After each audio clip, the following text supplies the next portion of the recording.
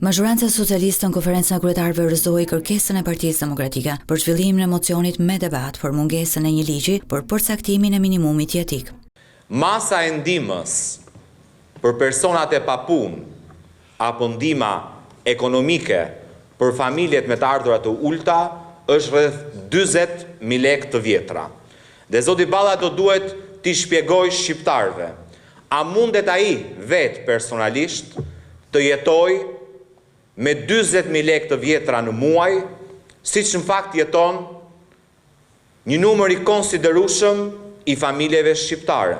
Kur vjen dhe kërkon dua një mocion me debat për minimumin jetik, ndërkohë që ke duke diskutuar buxhetin, ndërkohë që e di fare mirë që ky është buxheti më i madh në histori, ky është buxheti më i madh në histori që ka brenda vetes edhe pjesën më të madhe që i ka alokuar në herë buxheti politikave sociale, 1.8 miliard euro, janë pikërisht para që qeveria shqiptare i ka çuar për politikat natyrës sociale. Kjo nuk është hera e parë që Partia Socialiste rrëzon kërkesat e opozitës, pasi prej mesit muajit shtator kur nisi parlamenti, mazhoranca ka rrëzuar 5 mocione me debat, 3 kërkesa për komisione hetimore e 2 kërkesa për interpelanca me kryeministrin. Në këtë situatë, Partia Demokratike akuzoi socialistët se po mbyllin çdo hapësirë që rregulloria kushtetuta kanë sankcionuar për opozitën.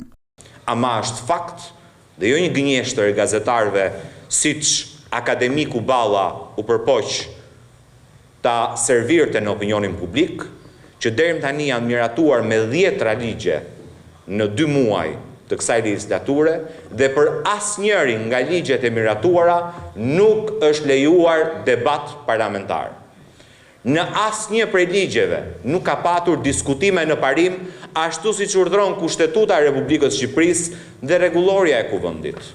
Nga 10 mbledhje që parlamenti i ri ka kryer, vetëm një seancë është zhvilluar normalisht, duke diskutuar të gjitha pikat e rendit të ditës. Në 9 seancat e tjera, kryetari i grupit parlamentar socialist Auland Balla ka kërkuar ndërprerjen e diskutimeve dhe kalimin në votim.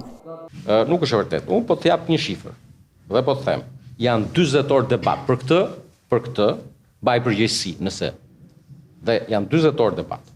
Në seancën e fundit në parlament, deputetët diskutuan vetëm për institucionet e pavarura që raportuan atë mbledhje, ndërkohë 7 ligjet e parashikuara në rendin e ditës u votuan pa lejuar asnjë diskutim për shkak të gjuhës që kryetari i Partisë Demokratike Sali Berisha përdori ndaj ambasadorit të PS në Tiranë, Silvio Gonzato.